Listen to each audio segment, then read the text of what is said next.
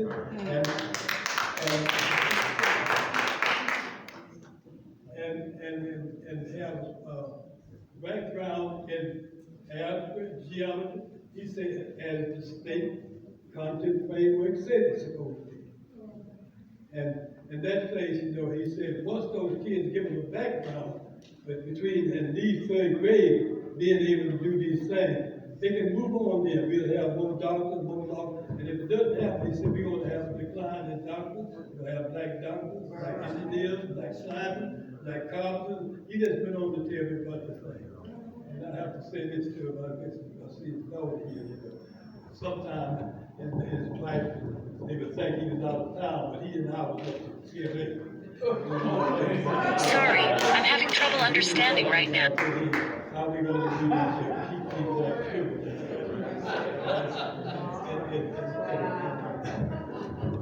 So you see, he was brought there for one thing, and you ever heard of the New World Order? I mentioned that before. That was when they realized that black people had become... Sorry, I'm having trouble understanding right now. Please try a little later. Congress did a survey of the status of Negro America at that time. They realized that black people owned and controlled most of large portions of the inner city all over the country. When that happened in 1957 again, under the Eisenhower, Congress enacted housing and urban development legislation. That legislation gave Congress the right to take away private property for public use. Congress in turn gave each city the authority to set aside certain portions of the cities for redevelopment. 100% of the section set aside for redevelopment was black labor. And through eminent domain, our federal government legally discounts black ownership and black people. That's right. And as always, they're able to get 2 or 3 black people that serve this high position that's supposed to be our leaders to sanction their action. And from that time on, we've been students, we've been in and down, black people out here. At that time, until '99, the majority of black people in Oakland was the majority population in the city. Today, we are less than 25%. In 1998, there was 53% of the students in this school that were black. Today, it's less than 21%. So you see that the plan had worked. Dr. Foster took a position there in 1973. When he realized what he was brought here to do, they had a big meeting in San Francisco there. And he got up and spoke. And he spoke that speech, and he called it the angry message of the black superintendent. And he said, real black power is an illusion. What we see out there is something, they call in black superintendents and black mayors and cities like mine that have come by empty us. And he went on to tell a story about what he was sent here to do and what this thing meant. They had a group of black people, white people, financed by some of the big corporations, supported by the Supreme Court, Justice Brown, and all the rest of them there, to make sure you get rid of black folk. Because black people then have become independent, economically, and educating their own children. They had power like the Black Panthers, to protect themselves, and they owned their own section of the town there. They didn't have to go to Jack London Square to Jackie Jensen place. We go down to Steve Jacobs place down on the city. And down at that time, black people, all of us lived in the same places. I don't care what job we had, what position we held, and nothing else. We had status, doctors on one corner, marching babies on another, and all them things. And you walk down the streets of West Oakland any time of day and night without fear of anything, take your families out in the place to go. And now, they came in through eminent domain and dismantled everything. Broke in, and the sad part about it is that most of our people, a lot of our people, haven't happened to us.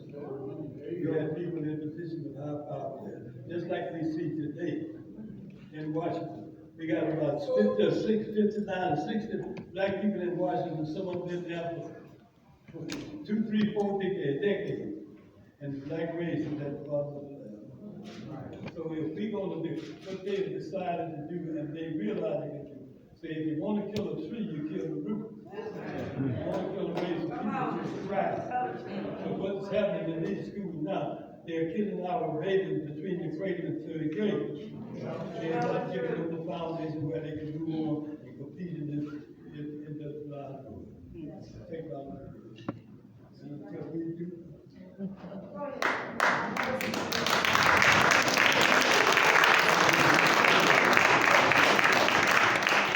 What I'm concerned is about Dr. Foster. As I said, he made that statement in April of 1970.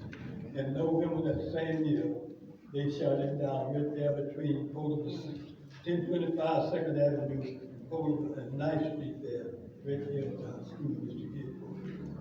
Because he stood up because they wanted him to take, as he told me, they wanted to hand him $300,000-400,000 and tell him to get out of here. And he, and he would run his proper, his reputation all over the world. And he wasn't about to do it, he wasn't for sale. So he took the coup to favor for years.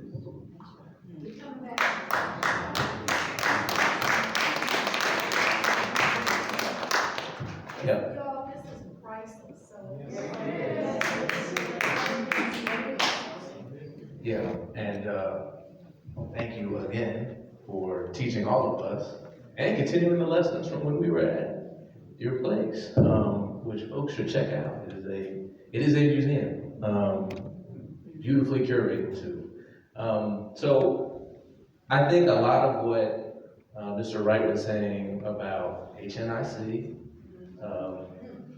the system being designed and operating the way it was designed, Dr. Foster experience in Philly, and what I have always admired so much about him is this audacity to believe. When imagination, belief meets action, talent, skill, the ability to communicate with everybody and convey a message, then amazing things can happen, and you can push back against a system. For where I'm sitting, I have to believe that. And at Simon Gratz High School in Philly, his last post, when he took it over, similarly, folks in the community thought, okay, they're putting a figurehead, this black, from the school district, they're putting him in the principal spot, and it's just to placate us and stop us from our activist demands and what we were pushing for, which was at the time accountability and achievement from Simon Gratz High School. And Dr. Foster, being the master tactician, master listener, and the innovative thinker he was, takes that head on and starts to apply, if you read his Making Schools Work or in The Crossfire, which is a good book about Dr. Foster, the concept of total school community, which is a concept that everybody in the school community, from parents, those who are upset and yelling at Dr. Foster, he said, no, please come in, sit down, and I want you to help work on this. Students, militant or otherwise, businesses around the area, teachers, even those who had low expectations of students. He brought everybody together and held everybody accountable for student success and academic achievement. And one story that I think really embodies it is actually around this concept of eminent domain. When Dr. Foster started at Gratz, I believe, from what I read, it had like maybe 3,000 students, and the building was only fit for 2,400. Yeah, so you had people, from what I read, actually being taught in like locker rooms. And the white Jewish community that lived around Simon Gratz High School had left.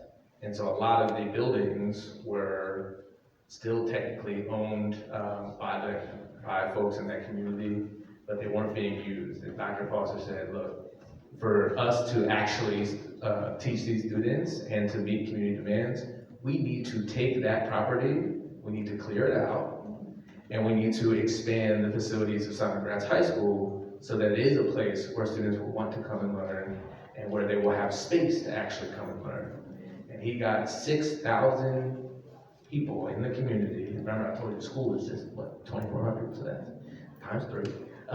6,000 people brought them down to the school board meeting in Philly and had them advocate and press and actually got, through eminent domain, the right to clear out those houses and expand Simon Gratz High School. Come on now. So if you have not walked through this exhibit, I want to read something that speaks to the audacity of Dr. Marcus Foster. This was written by Alex Haley. It says, time and again, Marcus Foster has been rushed into troubled schools as a 9th-hour general, and threatened violence has been averted to be replaced by creative progress. We're going to go back to Mr. Wright, because I want him to take us through, I think we got to about 73 or so. When Mr. Wright and I met, it was in 1997 when we were on a task force for African American males. And the word Ebonics later came out of that. But I'm going to take you back to Mr. Wright to bring us forward so that we can understand the seeds that Dr. Foster planted that grew within him and became some really fabulous, I want to call a word and I'm blanking on it. That's what happens when you get to be 60. The harvest, yeah. So we've had a harvest. It hasn't all been downhill. Yes, and that's a fact. And after Dr. Foster got here, but I think to mention this too, before he was murdered, he made this speech and told them why they brought him here, and who brought him here, who was paying for it, and all this sort of stuff. So what he did, they then had a meeting over in San Francisco, Miracle Seminar, teachers over there, and they invited him over, according to what he told me, to a party. And that party, you know what you do, you drink a little cheese or whatever, like we do here today, have a little something there. He said one of his administrators there, Andy Vistovich, not be called the name, but the truth. Andy Vistovich came to him and said, I brought a young lady from Oakland over here to San Francisco party here, and I'm gonna have to catch a plane during that time, big plane, then you come into Oakland. So he said, I got to catch a plane and from San Francisco, and you take the young lady back. So he said, yes. And he said, before he got to you, we're going to highway patrol was going down. And the highway patrol was going down. And they then came out the next morning there. The news came out and said he was an alcoholic and all this stuff. And they thought that would fit the people, to say, get rid of it.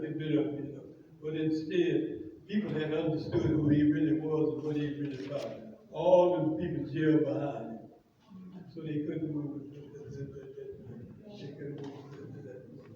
So when he did that, then after that, then they decided to have some other way. They have to get rid of Dr. Foster. But what the people knew then, they knew good well he was about educating all of the children. And he was doing a good job there. Casamount High School had got to be number 7 ranking high school in the whole country at that time. And Klamath High School had got to be the school of champions. That's where all the big stars, Bill Wilson, Beta Pinson, Bill Russell, all them cats came out of that school there, and they had a high academic sheet with them. And that's what these people didn't know, what they call the New World Order Group didn't know. And the New World Order Group was not limited to, it was assisted by University of California, Stanford University. 1983, after Stanford, the University of California and the Nevada School District had operated a skill center at 3100 St. Pablo, here in Oakland for decades. They had a record of training and placing more than 25,000 black young men and women in all kinds of jobs and professions over the country. In 1982, when that New World Order thing came out, they with Rockefeller and the Ford Foundation and other big corporations there, financing, they decided then, to get rid of that other thing. But instead of that, Dr. Foster still stood for what he stood for. And he was a man that took a position that he wouldn't yield to, at that time. So, what we need to do is think about, I look at the postal thing here, and I remember him telling me many times, that I can educate all of the children without hurting any of the children. I never shall forget that. He continued to say, I can educate them all. And when he wanted to make these schools, I remember when he wanted to put a school, make McClymont, college prep schools there. They didn't want McClymont to be that man, they resented that wrong. But he was saying to them, if you want to take your college prep, go to McClymont. In fact, all the schools, there were 6 high schools at that time, all of them, no matter what school you go, you're going to get the same course, all the classes, the same curriculum content. You're going to have vocational education where these kids can be taught something to do, and something like that. But he was about whole education, what he called, I say, whole class education. Whole class education, and that's all.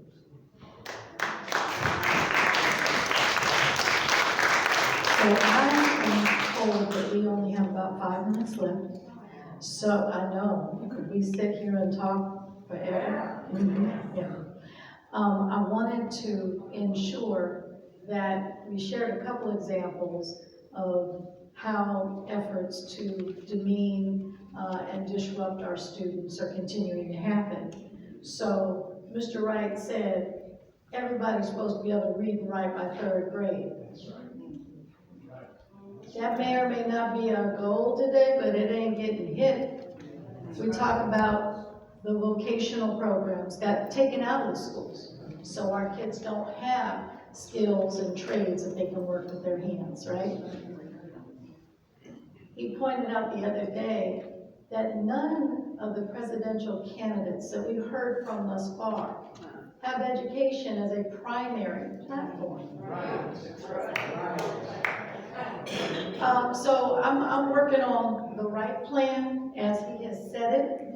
It's a 10-point plan, not unlike the Black Panther Party. And the kids now say, that didn't happen either. All those issues that the Black Panther raised are still issues today. And I know we got an amen corner here, right? So I just wanted to be able to have you all leave us with 2 more stories so that we can wrap up. I can't even wrap up, that doesn't even sound right. Because what we are trying to do is, the pastor talked about this being a liminal space. Liminal, thank you, I know I was gonna mess that up. And what we need to do is create, say it one more time, liminal, liminal. Okay, I'm trying to make it more complicated. Liminal spaces wherever we are. So I hope that you will go home and tell somebody about what you heard this evening, because I know you didn't read it anyway. Okay? So why don't we go back to Mr. Wright? And fans jump in. But what I'd like to say to you all now is, we're here today with the Marcus Foster Institute here. I think that we had this 100th celebration here, this memo celebration. Yes. And I was supposed to have been there. And that's the first time I had a call. I got up at about 11 o'clock that day and just fell flat and everything just gave up. But we owe it to Dr. Foster because he came here in a situation there that had become hopeless. He brought it in here, came to this place here, and gave his all. to do what had to be done, the right thing. They said he was sent here. He wasn't sent here by God. He was sent here by the New World Order to do their task, to destroy the black race. And it's one of these times I'll give you all that information. I have it all. If you want to see what they plan to do for this thing, and to know that we have. And ever since that time, every superintendent that come in to try to do something to help to improve the quality of life of black kids, they didn't last long. Then Dr. Love came the next day, the grand jury killed her, ran her out of his car.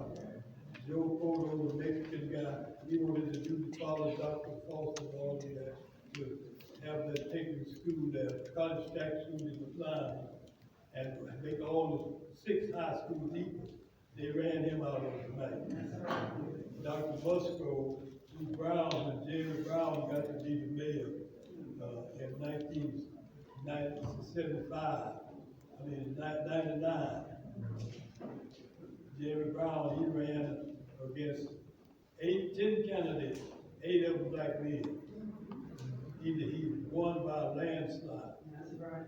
And he said he came and he ran for mayor after he had been Secretary of State for 8 years.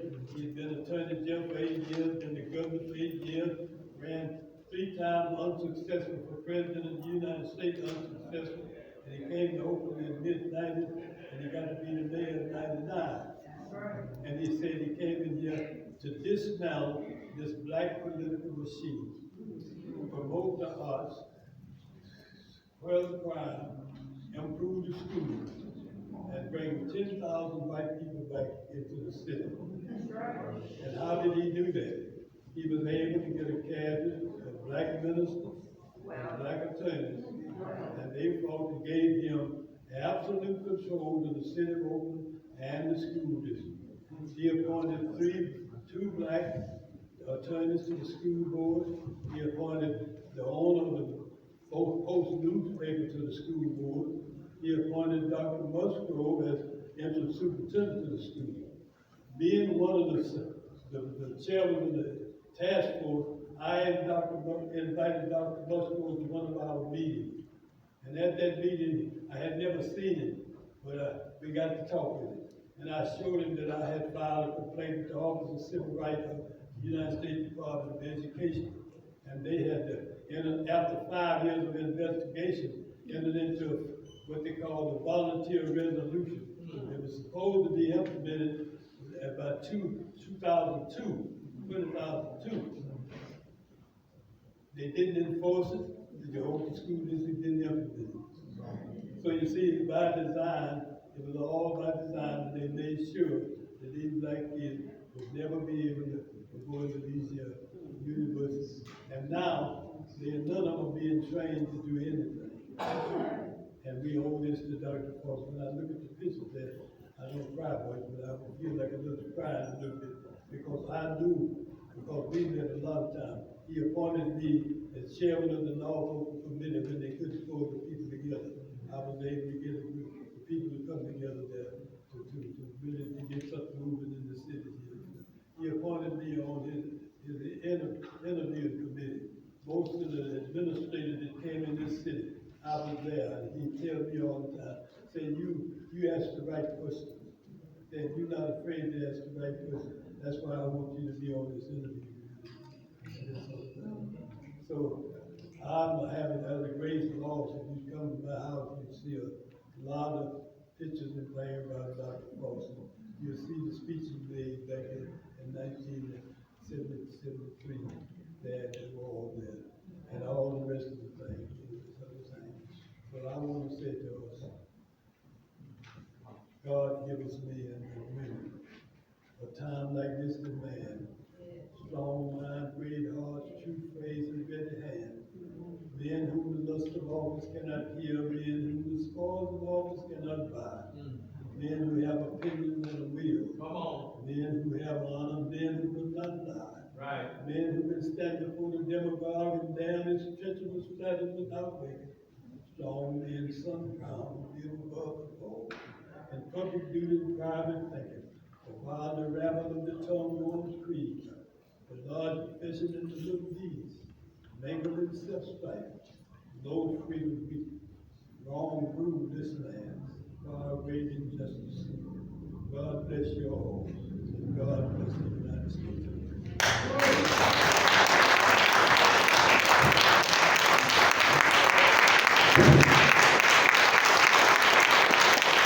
That was a mic drop. Yes, can we give it up for Mr. Wright and Mr. Lewis? This needs to be a 4 or 5 part series. Thank you so very much. Alicia? He prayed us out of here, didn't he?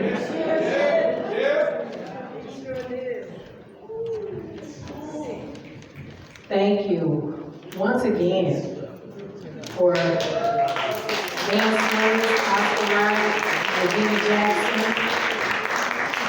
7 minutes. I'm told we have about 7 minutes if there are questions from the audience. Any questions? Yes, I'd like to know if you're native from Oakland. I'm from the Smith Plantation in the home county of Mississippi. So what year did you come here? I came here in 1956. Oh, see, I was in the 40s. That's when you just flashed back. We had a lot of black. Everything was black. We owned Liquor everything. stores, you know, then the Chinese came in, the Arabs, you know, what was all that? Yeah, okay. Please, would you like the mic? Thank you. My question is, and for whoever on the panel, but I just want to say, first and foremost, thank you for your sacrifices. I know it had to be something to be where you're at today. First and foremost, leadership. And I remember that as being one of the key words in Dr. Martin's book. Leadership, and he focused on what they call aggressive. So here we are in 2023, and I understand a lot of stuff has been cut out recently, but our families, our churches still have a responsibility, I would think, to whatever they're taking out of schools, we got to put into our children. How can we do that? Just a little, maybe an example of what and how we can do that. I'm going to give that to Mr. Wright in 1 second, but I'm going to give you a little history lesson. I ran the East Oakland Youth Development Center for almost 30 years. And through a character-based leadership curriculum, our young people became teachers and principals and doctors and lawyers and all that kind of stuff. But it was about approaching them as subject matter experts of their own experience, having them be the ones we listen to. Kids know how to fix a lot of the challenges that we face today. We need to listen to them, we need to see them, and we need to put them in positions to succeed. Now we'll hand it off to Mr. Wright.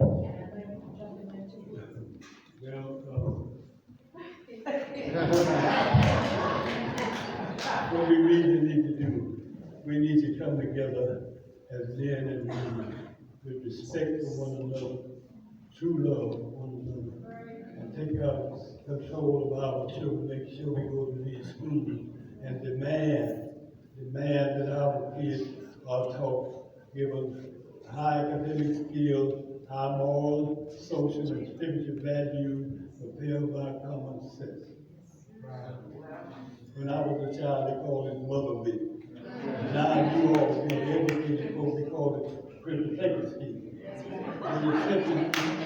It simply means utilizing the God-given ability to think and reason, get our children to think and reason, and make sure that our kids go to these schools ready to learn and try to teach them, because a lot of our grandmothers now are 35 years old, not like it was when I was a kid. And they've been a victim of this same system that these kids are going through now.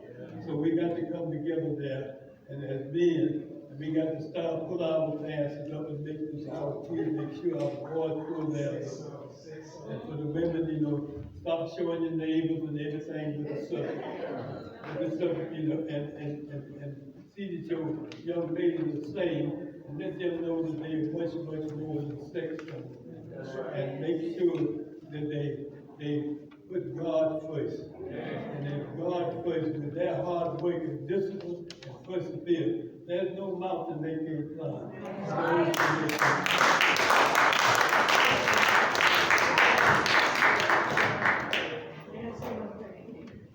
Yes. We also must teach, we also must teach our young men to respect the young women. That's correct. Teach women to respect themselves.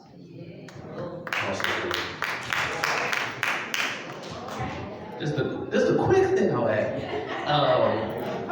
is in line with the title of the exhibit, is the audacity to believe that we can do something different and do something better and achieve at a level that we envision. And I think like the tradition of Dr. Foster is very, very high expectations of everybody. So of the community, of parents, of students, of teachers, of businesses.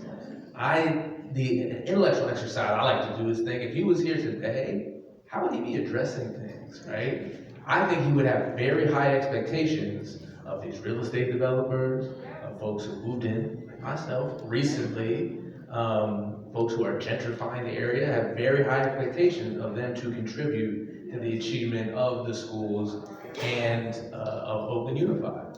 And so I think if you go through the exhibit, there is a path that has been laid out, to talk back to Sankofa, and we have to get uncomfortable looking back and being like, well, that was actually pretty good, and for some reason it's not here, and bring that level of community involvement and expectation back. Do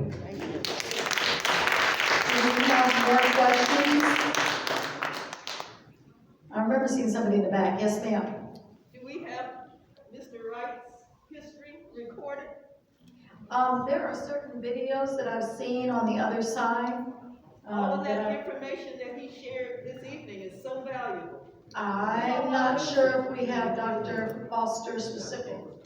Mr. Wright. Yeah, Mr. Wright, yes, Mr. Wright has a book, 2 books. Mr. Wright has 2 books. You have a website, OscarWright.com. No? At OscarCWright.org. Is the speech from his 100th birthday on there yet?